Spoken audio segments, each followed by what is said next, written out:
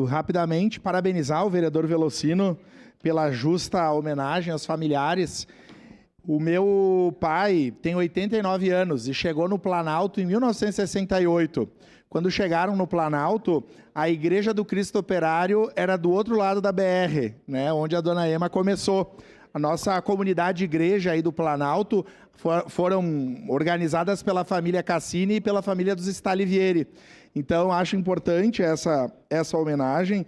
Eu lembro de ouvir pelos relatos orais do meu pai e da mãe, que tiveram ali. A igreja era onde há Madarco e a escola Melvin Jones ficava exatamente atrás da nossa casa, onde era a escola, hoje de educação infantil, que era o Melvin Jones, de um terreno doado pelo Lions.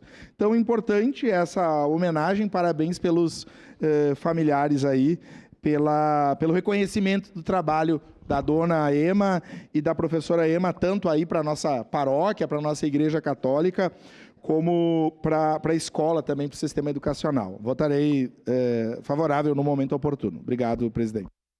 Encerrado.